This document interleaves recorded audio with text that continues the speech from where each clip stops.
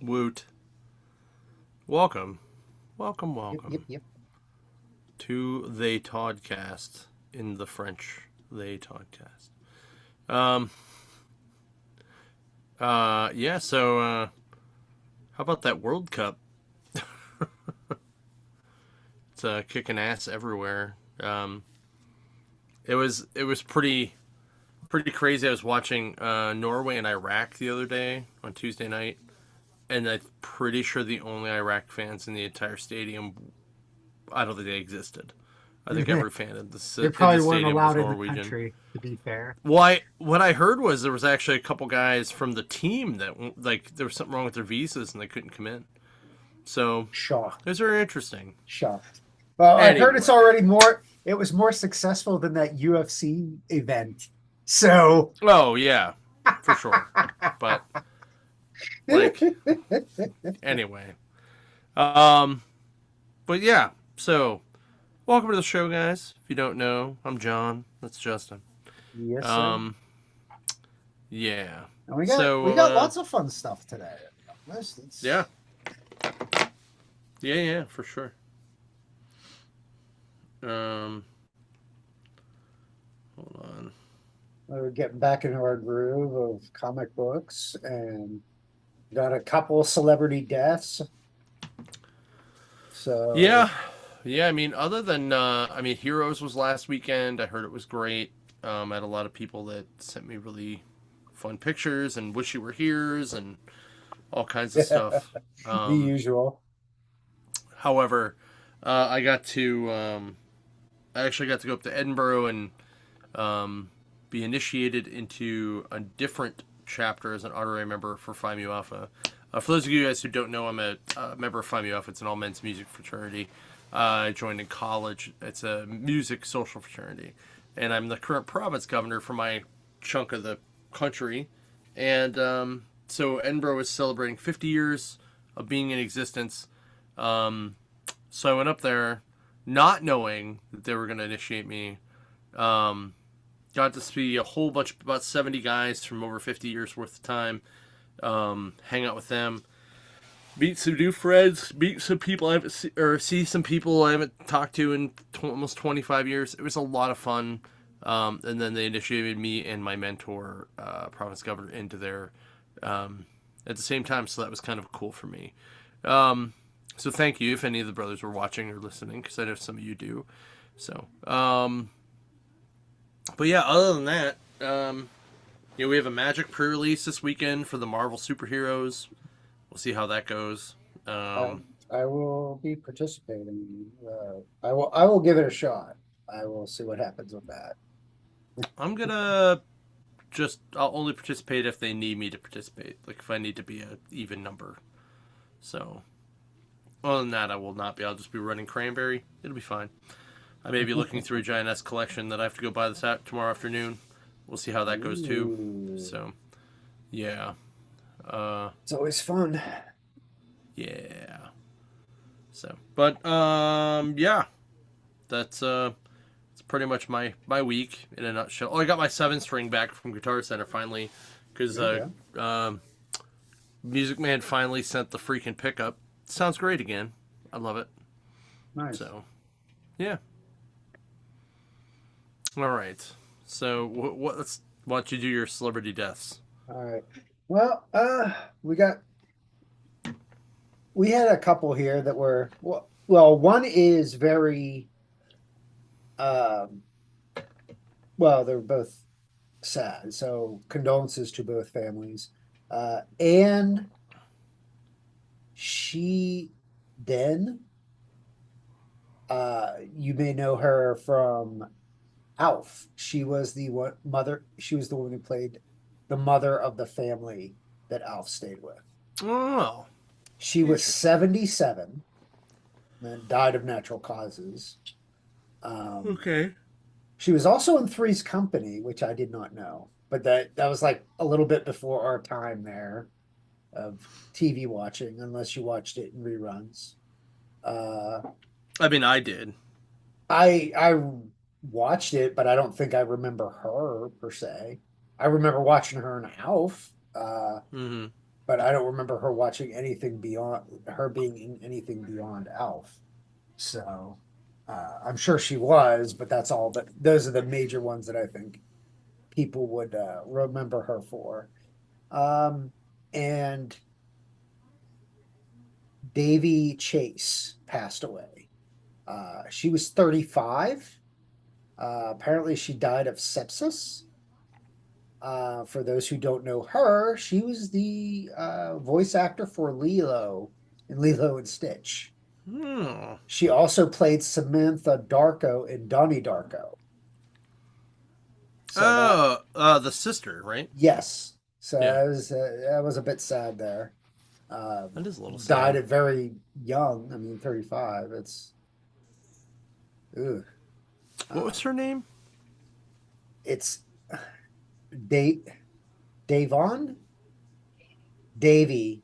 Well, it's pronounced Davy, I guess, but it's Daveigh.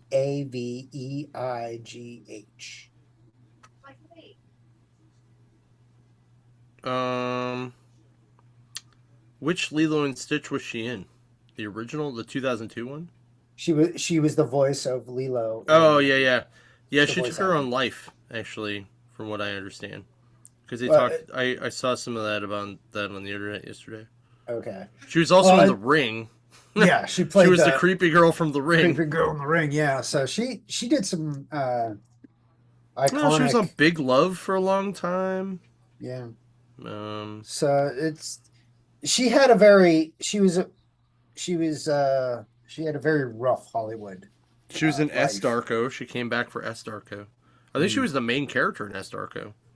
yeah, yeah. So, But she was one of the actresses that kind of got into the issue with the Epstein, or not, I don't want to say Epstein, the Weinstein stuff. mm, So it's one of those things of rough life, dealing with tragedy and mm. SA and all that kind of fun stuff. So condolences to her family. Condolences to Anne's Shidi's family. Um, so it's unfortunate. Oh man, she was in Sabrina the Teenage Witch for one episode. So those are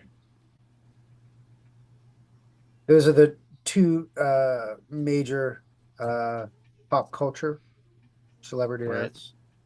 I mean, there are other athletes that passed away, but none that I think most people would remember. Nobody iconic or anything along that line. But because I know a pro wrestler died as well, but it was well before um, our time of pro wrestling, watching pro wrestling. Right.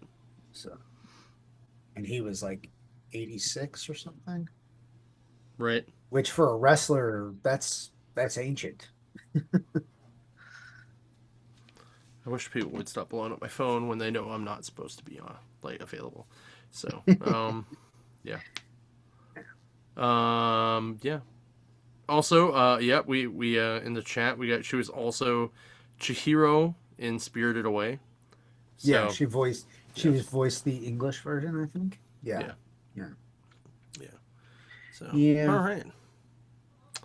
Well, I don't really have a lot of other stuff Well, to I be know, honest. was Like, it they released new trailers for upcoming yeah, stuff for X Men, yeah, they're for because actually that's coming for a up couple here things. in a couple weeks. So Well, they did X Men, they did Supergirl, and they did what was the other Spider-Man, one? Spider Man. Spider-Man. I'll be honest. Of the three, I think I'm the most pumped for Supergirl, then X Mm, Men, then Spider Man. mm. Just because that's how my brain works, I guess. Well, you get Um, to see we got to see like full on Lobo on the in yeah, this trailer, which I think everybody was looking forward to. I think that's the not dissing on Supergirl herself or the actress that plays her, but I think more people were interested in Jason Momoa's portrayal of Lobo. eh. I mean, I sure, sure, but I mean, I actually thought the best part of the trailer so far is where she crash lands on Earth, and then Superman's there to be like, "Oh yeah, I don't speak Kryptonian, but you should come with me," and blah blah blah blah blah, and then it's like, "And your power should be kicking in right about now," and then it just worked. It just worked out pretty funny. yeah. So Yeah, yeah, but the Spider trailer, you got to see a little bit more of the Scorpion. mm, Um, X-Men 97, you got to see uh which actually is part of our book review too. You're getting to see a little bit more of the dynamic and how they're going to deal with it. I think it's going to be a lot of split episodes, I think, where like they had for the first season where you're going to have you're going to see what half the X-Men are doing and the yeah, other half of they're going to have to. I yeah. mean, they could do like each episode back and forth, but I think they're going to do the split thing. Um, I agree. you get to see more Exodus, which I'm kind of excited to Mm, see there a little bit because that is a very underrated X-Men enemy that we don't nearly talk about or they don't nearly use as much as they should. Um, right. so that should be interesting. Um, but yeah, we're slowly starting to get that pop culture going a little bit here.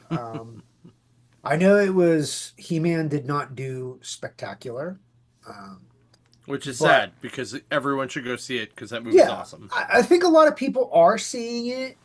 It's just the movie industry is so bad right now. It doesn't matter what's in the theater. Right. It's not nothing's doing. Right. It's and you know it. I think Master Universe fans like you and I are like, you know, we want to see it, but then I talk to Nads and like the expense to go see a movie is insane. You're Yeah. almost better going to see a concert. It's almost Yeah. cheaper to go see a concert than it is to go see a movie. Well, it depends on what you get at the movie theater, but yeah. Yeah. Yeah. Um, well, yeah, because like for our tickets, which we saw it in Dolby, plus Mhm. the Skeletor bucket was like $60, Mhm. just that for Mhm. for my ticket plus that. Yeah. Like, that's a lot of money for a movie. Yeah. Like I don't mind paying the $20 and just going because Yeah. it's cool to see stuff on the big screen sometimes. But like to like if you have a family of four, like Yeah. that's nuts. Like if you have No. kids and you're trying to take them, no, You're better. that's why You're streaming better is off a going to huge try to thing. see a Steeler game at this rate. Going to a Steeler game is Uh, insane. uh I don't know. Taking a family of four to a Steeler game is going to be way more. Yeah. Um, but yeah, like if you're, yeah, it's still not great. It's No, not. no. So, um, but It, anyway, you know, it's one of those things. But it's not because the movie's bad. If anything, I'm hearing the most positive review yeah. like Like if I everywhere. remember, hold on, let me Yeah. double check because I want to say its Rotten Tomatoes score is huge. Oh yeah, yeah. It's which for usually movies that we go see, Rotten Tomatoes are usually like we poo-poo it because it's usually bad scoring. Right. So to see a movie that Rotten Tomatoes is like, oh, it's actually a pretty good It's got movie. a 68 from the critics, and from the audience, it's an 87. Actually, a Which 68 from the outside critics of is not bad. so let's see here. Backrooms has an 88 and a 74, so it's almost like flip flopped. Stop That Train is about the same. Scary Movie is 23 critic, 66 audience. Well, like let's put it this way. Hold on one second. Let me double check that. For a 60. summer blockbuster, Hold on. it's pretty good. 68.87 compared to Mandalorian and Grogu, which has a 62.87. Hmm. So It's got the same um crowd score Audience as score. Yeah. yeah, has As the same Masters. audience score as Masters. So, Yeah. yeah. Well, that doesn't surprise me. It's all the fandoms, they were never, it was never going to be an Oscar worthy movie. Hmm. So, that's not why we went to see it. Right.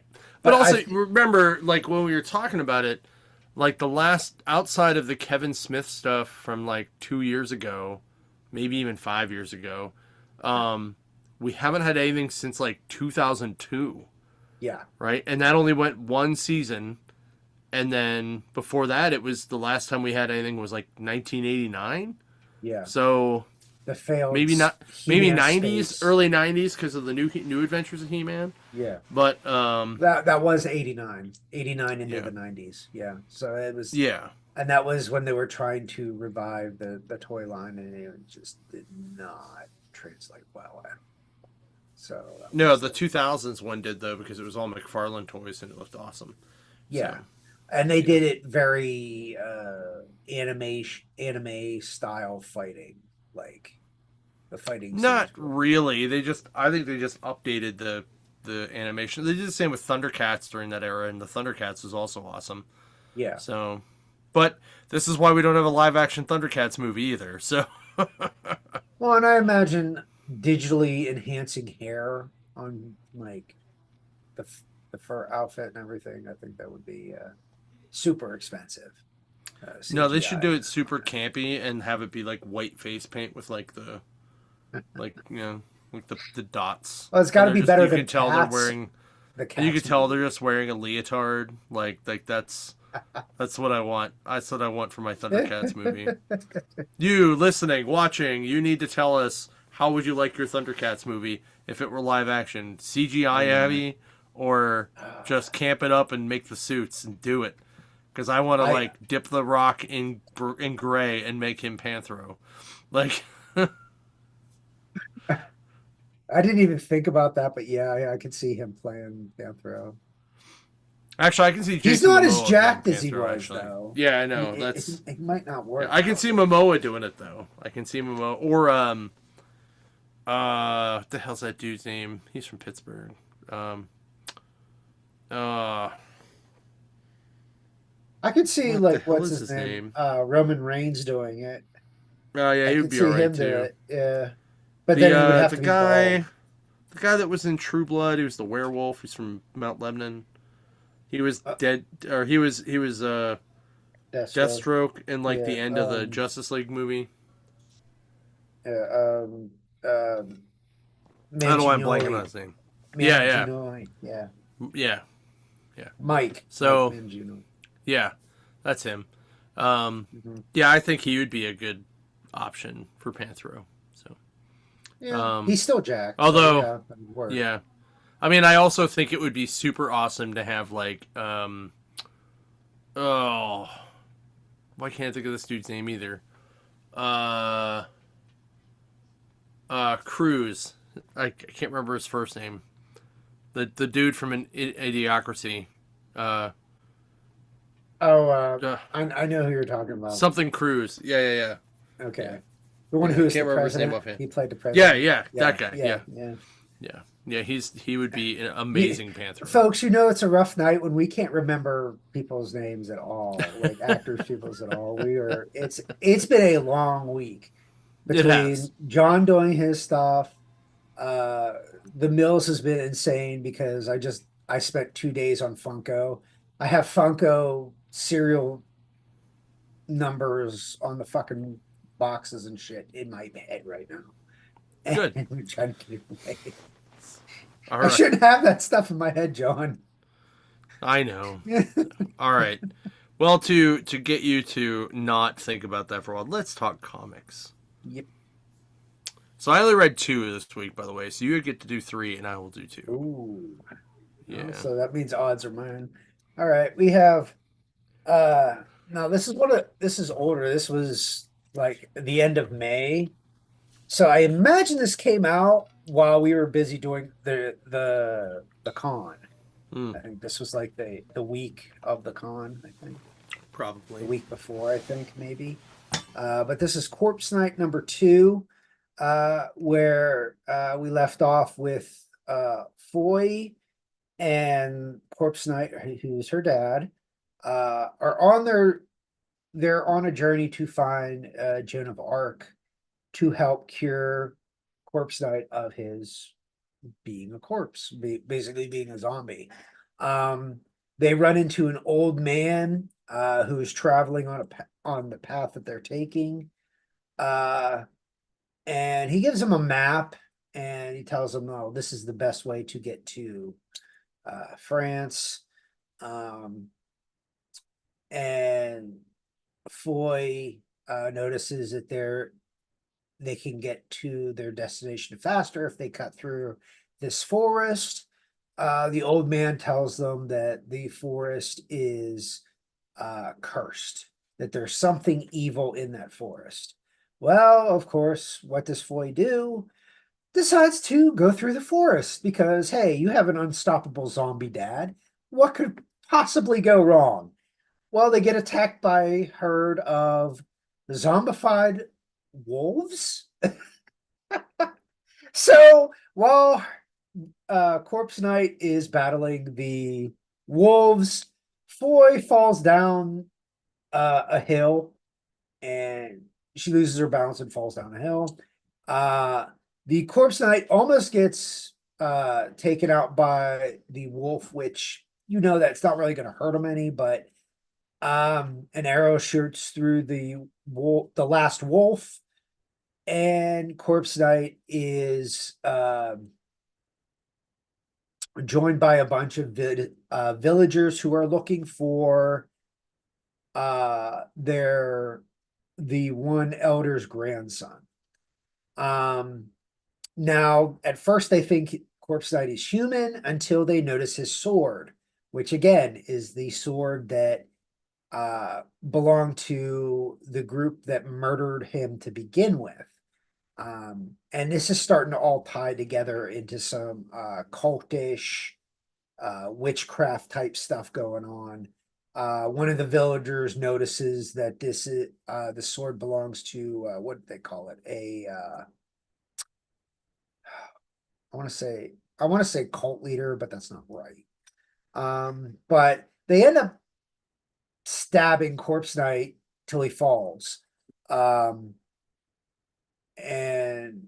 of course he gets up, and we don't see what happens, but you can use your imagination. While this is going on, Foy is looking for Corpse Knight.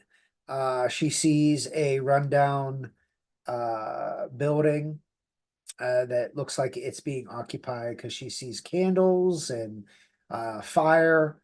So she goes towards that. She finds an altar that indicates that there's witchcraft going on.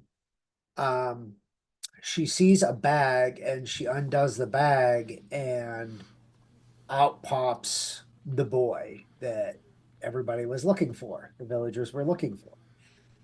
And he says, "Hey, we have to get away. He's coming back." And Foy's like, "Who?" And the boy's like, "White Mask." So here is another. This is probably the big bad, I think, of the story. Um, well, they leave as soon as White Mask gets back. Um, Now, to avoid getting caught, they jump down a waterfall into a waterfall. Foy gets caught because the White Mask grabs her by the hair. She turns around, she bites his hand, so she takes a piece of his finger. Um, as her and we found out the boy's name is Gabriel. Um, After they survive jumping from the waterfall, uh, she finally sees her dad, who is beat up like crazy, per usual, because I'm sure he took out all the guys. And she's like, "Oh, Dad, what did you do?" And that is the end of the book. Um, I still really like this. This is a really good book. Um, I can't wait. I think next week is when issue 3 comes out. I am thoroughly enjoying it. The art is excellent. The writing is really good. Um, and we're starting to slowly piece together stuff. Got to find a proper uh, song for this here.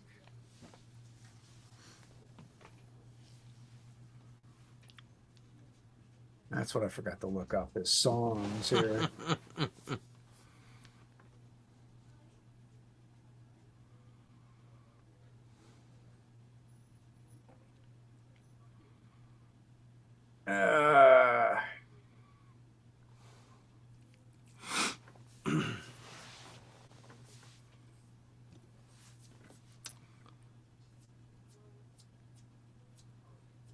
Uh, here we It's go. been waiting Here's a for good you.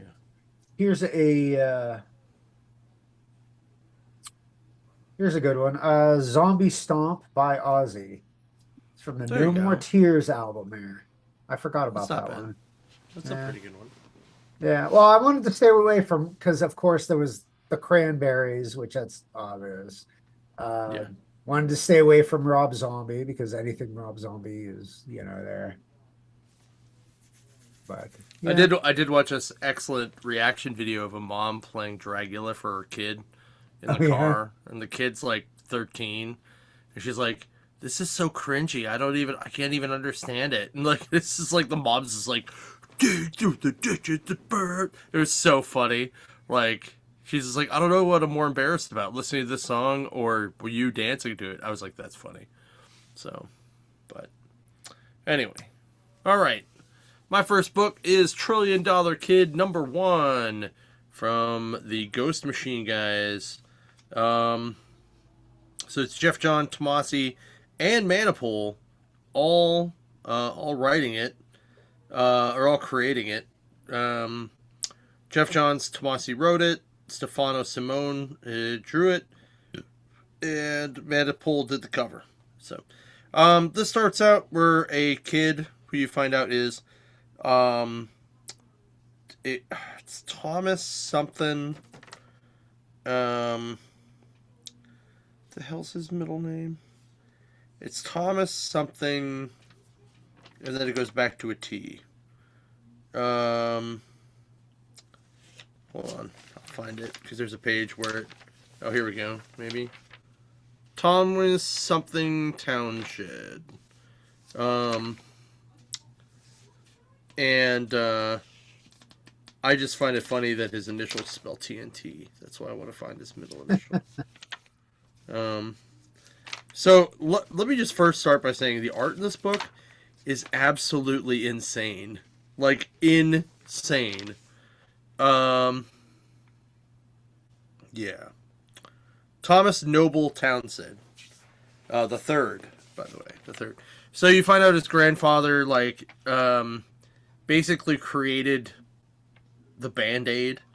Then his parents ran it, and they almost bankrupted until he came up with the because everybody else wanted the pictures on them, the weird shapes, whatever, and then he created the ouchless one, so you could peel it off and it wouldn't hurt. So he ended up becoming the first $1 trillion child. But in here they talk about some of the other weird things that are going on in the world. So the Grant Wishing Genie, which is in which is a whole separate thing. The Grumpy Ghost in Boise, the cul-de-sac in Harmony, Pennsylvania. Huh. Right. Yep. That's where the Unbelievables are. And then yeah, there's him. Oh, they also talk briefly about the like they talk a little bit about how the Rockefellers are in there too, but they don't really mention them by name. So anyway, he's in Cherry Pit, Michigan, and the art in this book is just like I said, gorgeous. It's like painted. Um, so his parents and grandparents never wanted to be in the spotlight. So he said, "I do." So he wants to put it in there. So his sister lives with his parents, um, and he has like a robot butler, um, and named Sterling because he's Sterling Silver. That's him behind him on the cover. Um, right? I thought that was pretty funny. Um, so yeah, so like he gets like a message from one of the other $1 billion kids instead of he's $1 trillion kid. About how the other guy beat him to it. He's almost like his mortal enemy. But they talk about some of the other stuff he invented to make the world better. Like he did like he fed his whole town with like pizzas being parachuted, some other stuff, and then the main thing in this book he talked about is how he built roller coasters that replace the school bus. So kids ride this roller coaster that goes all the way to the school, um, instead of having to ride the bus, and it gets them all excited about being there instead of not being all schlubby and crap. Um, so the principal is kind of like, um, you can't have this on property. You need to dismantle it, and he's just like, um, he basically like leverages him into paying off his mortgage so that he'll let him keep the roller coaster going to the school, which was pretty cool. You see the screen that the teacher's screen on his computer, and he's playing solitaire.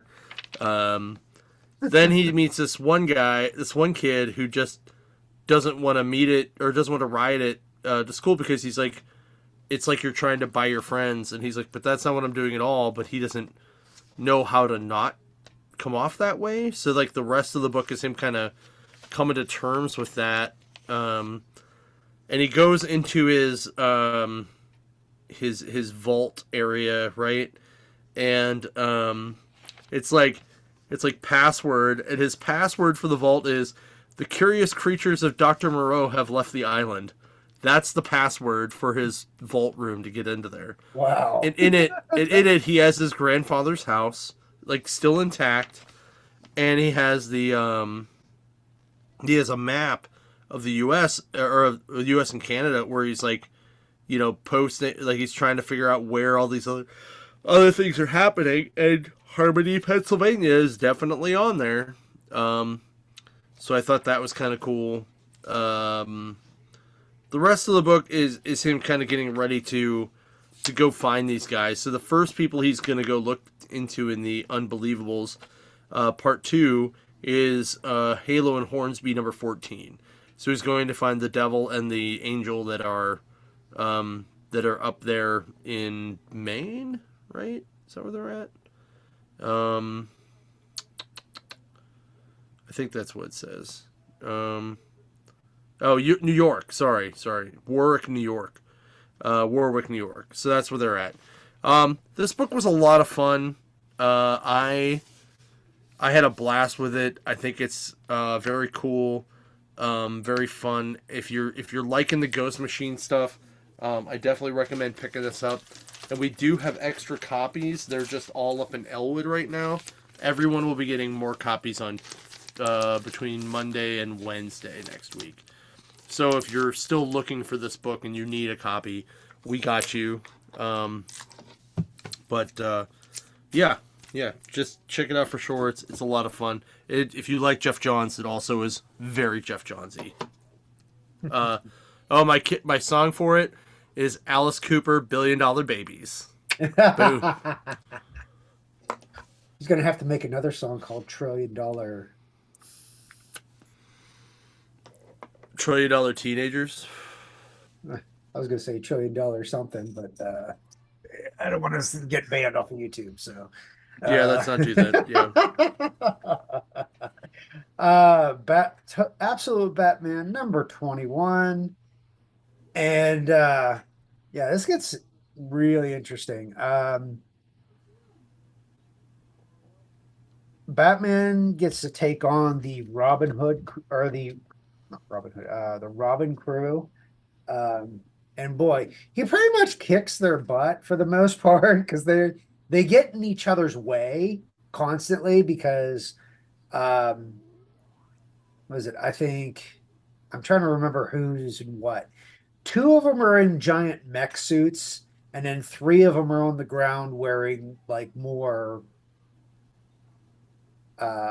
like regular sized battle suits. And Batman, of course, takes care of them all in his own way.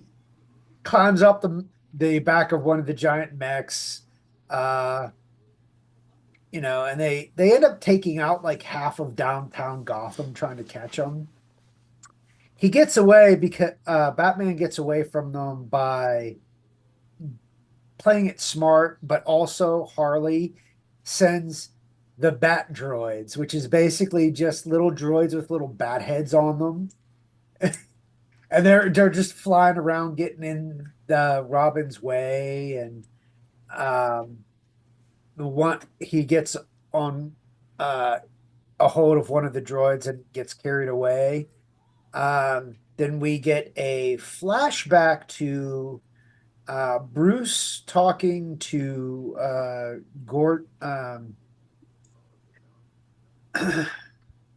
Gordon um, while he was working for Bruce worked for Falcone at one point in time to work off a debt he apparently made. Um, Even though his friends, isn't or who are later in this book, uh, helped him pay back, but he's still working for Falcone so he could get money to pay back his friends because he said, quote, I don't want to owe my friend, I don't want my friends to, I don't want to owe my friends like this, is, I guess, is how he put it. Um, it's an interesting little perspective, and it kind of adds another piece to the puzzle of how Bruce became Batman. Uh, then we go to the funeral. Everybody's there.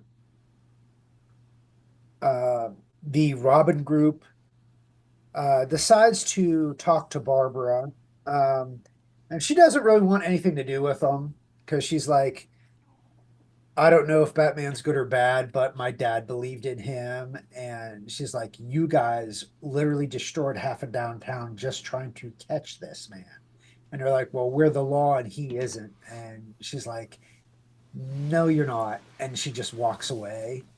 Um, but all of Bruce's friends are at the funeral for everybody to see. Like you see here on the cover, this is an interesting version of Two-Face.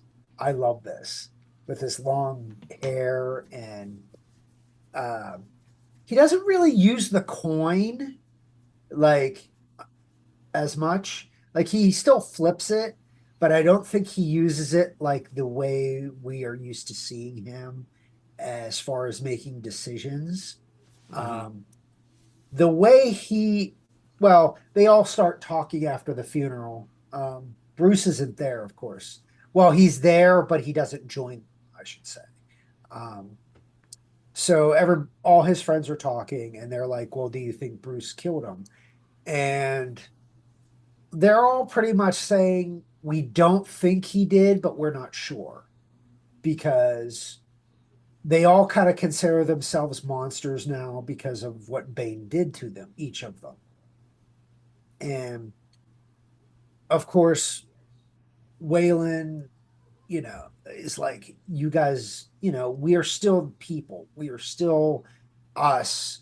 We just have to help each other out when we start getting out of hand. Um, Oswald is like, I'm no longer Oswald. I'm Penguin. It's like there's the whole duality of them fighting their urges to become evil, um, but they're trying to stay somewhat human, um, which is pretty cool. It's a cool little insight into that. Um, but the best part of this book is the very end where Jack Grimm finally meets Bruce face to face. and Bruce is in a construction site, yeah, doing his job, and he's just standing there. His boss is like, "Hey, investors want to meet you." Um, and Bruce is like, "Well, I'm finishing up here, and I will, see you guys like down the floor." And all the investors go with his boss except one, and that one investor, of course, is Jack Grimm. Well, the confrontation pretty much goes as you would think. Um, with him going, like Jack saying, "Well, I made you." He's like, "And I have to say, I really enjoy making you, and I don't want this to stop."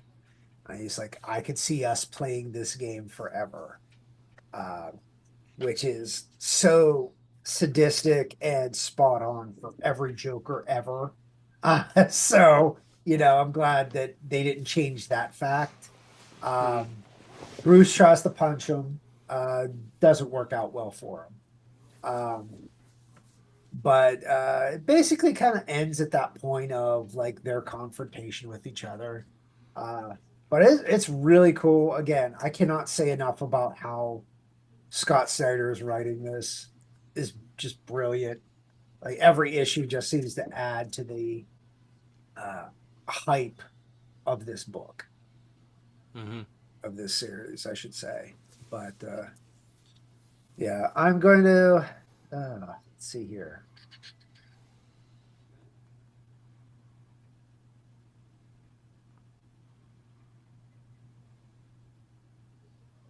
I'm going to use this one because this one's funny because it is from another Batman movie. Hold me, thrill me, kiss me, kill Kiss me me, by kill me. you two. Uh, I just think that fits here. Hmm. It's better than kiss from a rose. I think. Yeah, yeah, probably. So, all right. My second book is Magic the Gathering Untold Stories Jace #2 because this finally came out. Finally. Um, so in it, Jace is talking to Vraska on Ixalan. Um, they're still meditating, trying to remember stories. So Jace is getting a whole bunch of flashbacks of Tezzeret, um, basically like maiming him and like torturing him to kind of be his protege. And they go back. They flashback this time on Shiv, where um, they basically get ambushed by a bunch of Ashino kobolds. Um, so Jace tries to like put them all together, where Tezzeret puts together a Thran dynamo that was buried and has the dynamo just completely kill everyone, um, which is nuts. And then shortly after that, you see Squee leading a treasure hunt. Basically, Squee gets blown up in a cave by goblin raiders and goblin grenades. Like the goblin raiders actually is pretty cool, but the goblin grenade um, panel is actually like a goblin with another goblin on his back holding a giant barrel of powder with a torch. And they're like, yeah, that's right. Um, so, and then at the end of the fight, like they're like, what happened to Squee? And he's like, oh, he's immortal. How does that work? And all of a sudden, he just poofs back together. He's like, all right, let's go. I'm good. um, so Tezzeret and Jace are looking for some kind of artifact, and oh, what the hell was it called? I forget what it was. But it was one of the Celixes. One of the Celixes. And they go to why I remember the name of this mountain. Valakut. They basically go to Valakut. And you just see Valakut in the background, and they're just walking toward it toward the end. I really enjoyed this book. It went really fast, but it was very, very cool magic lore style thing. Michael Conrad does a great job. Caitlin Yarsky does a great job drawing everything. Um, so I'm going to use Motion City Soundtracks "Commit This to Memory," uh, or sorry, "Tell Me That You're All Right," which was the lead single off "Commit This to Memory," and actually is where the "Commit This to Memory" part comes from in Right. the thing. I really liked it. I thought it was fun. If you like magic, it's a great book to check out. Um, and yeah, and Tezworth's a giant douche. It's great. All right, we have my final book, uh, X-Men '97, Season 2, Number 1. And I think this is pretty much just gonna follow like what the current X-Men season coming up. Just a little bit more detail because I don't think they're going to show everything. Just like the season 1 issue showed a little bit more detail, a little bit more background. Uh, the first part of the book is Forge and Bishop talking about finding the X-Men in time. Bishop references a lot of X-Men, the animated series, about him going, well, this isn't the first time the X-Men are dead or have died.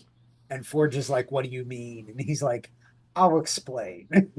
So we get like a quick thing of someone in time is messing with this. Um, he's like, he's pressing on his device and he's like, according to my device, the X-Men are split in two groups, each on different areas of time. Um, and after this, we zoom to Sunspot and Jubilee are in a memorial in New York City for the X-Men uh, with other mutants, and there are humans there as well. Because, of course, what better opportunity to start a fight than to do it for a memorial service? Because humans are racist and stupid in this in this thing. So the fight starts out, uh, including some of the Brotherhood that came to um, kind of honor the X-Men, because you have Earthquake, you had Firestarter, and as soon as the brawl starts, Jubilee and Sunspot are like, "Well, we really shouldn't." And she's kind of battling with herself a little bit. And she even does the whole devil, angel and devil thing on her shoulder. The angel being Cyclops and the devil being Wolverine, going, we should help everybody. And Wolverine going, just stand your ground, don't give an inch. Um, and we get introduced to X Factor as they come down to settle the crowd down and take care of the mutants that are starting the fight. Um, and they pretty much take care of the ones that started the fight. There are a couple innocent mutants that get taken for their own quote for their own safety, just because they're in the wrong place at the wrong time.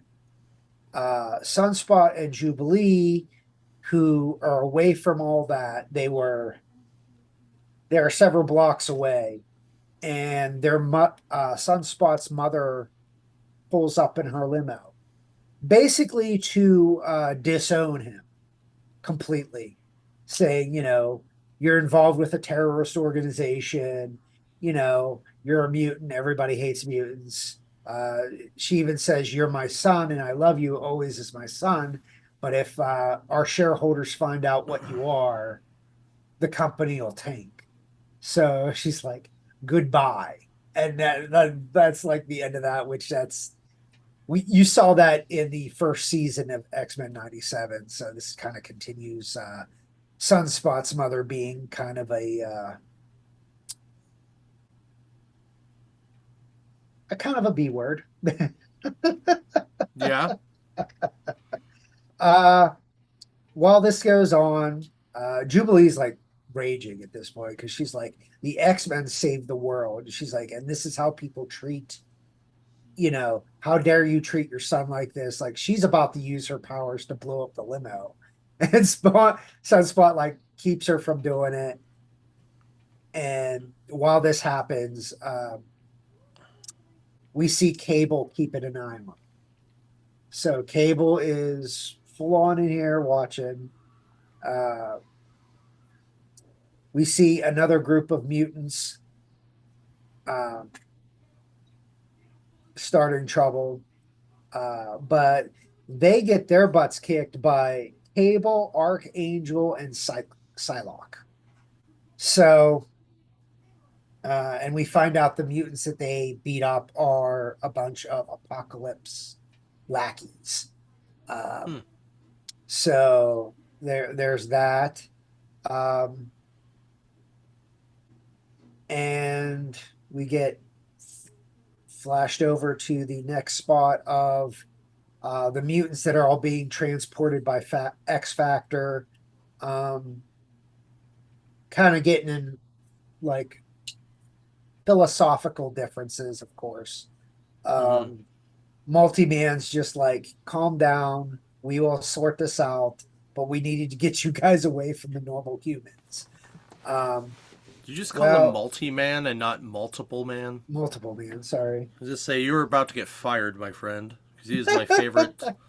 My favorite I know. B team guy. Come on. It's fine. He gets his butt kicked here at the end of the book by none other than Exodus, who does kind of like the Magneto thing from X-Men animated series, where he's trying to free all the mutants in this transport, going, come and follow me, my children, blah, blah, blah. Because, let's add another mutant with delusions of grandeur here to the fray.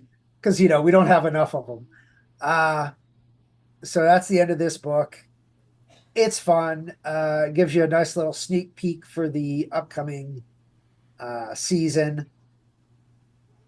And looking forward to it. And I'm going to choose, this is what I found here. I looked this up. Mutants Will Rise by Mutant Squad. It's a thrash metal anthem about a dystopian future where mutants take over the world. Oh, that's pretty good. Doesn't say who. Well, it says Mutant Squad is the band. I've never heard of them, but now I'll have to. Me either. It was either that That's or cool. Yeah, there's like, I had to say, like, songs about mutants, and it just popped up with all these things. Jeez. That reminds me, before we go to like Baltimore later this year, remind me to buy a sketchbook. Like, Okay. and it needs to be green so that I can start getting my everyone dude does a different Multiple Man dupe sketch. Because that's what I want done on there is just Multiple Man sketches. Nice. Yeah. So I did not get to a third book this week, but I did buy the Doom Quest 616 day blank bag, mystery bag, just to see what I got. And I got a black and white copy of Doom Quest, which I'm pretty sure comes in every single copy. But I got a Peach Momoka Fantastic Four 258 variant, which goes for about $35 online right now. So, not terrible, not a bad pull in my opinion. And this is actually one of those Peach Momoka covers I actually like, so that's pretty good. So, Good. because like I said, I'm not a huge fan, but I understand the appeal. I mostly like her variants versus her full book work because I feel like she does better work when it's just a variant. Like she only needs to focus on that versus the whole book. But I think she's good for the horror. If you're into horror, yeah, horror stuff, for sure, top notch. It's usually the stuff that's not horror stuff. It's not as bad or not as good. Horror. I mean, horror, not horror. I mean, wait. What am I saying? Horror, not horror. But I am looking forward to seeing what these, how this Marvel superheroes and magic is going to play. I will be Yeah. playing, I think Friday night. Uh, so I will be doing that. Damn it. Wow. Sorry. I was like, oh, did I get that dirty? No, I fucking scratched that brand new PS5 controller I bought. Damn it. How the heck did you do that already? I don't know, but it's look, it's got like this wee little black mark. See it Oh, okay. on the big pad, which isn't Yeah, a big deal because they don't use that part a lot. yeah. But I'm like, man, that's not coming off. That's because it's not dirt. That is a fucking scratch. I think I dropped it like on wood, like in somewhere else in the room. Um, that might be marker. I don't know. It's definitely not coming off though, which sucks. So, but it's okay. I've been playing my Switch more often because I'm playing Breath of the Wild. So, yeah, the game is so big, so big. Oh, I'm But sure. anyway, that's pretty much all we got for tonight, guys. Remember, X-Men '97 does kick out at the end next week, I think. Yeah, Um, it's the 1st of July. yeah, so 2 weeks. Supergirl's next week. Spider-Man's shortly after that. It's going to be a pretty packed summer.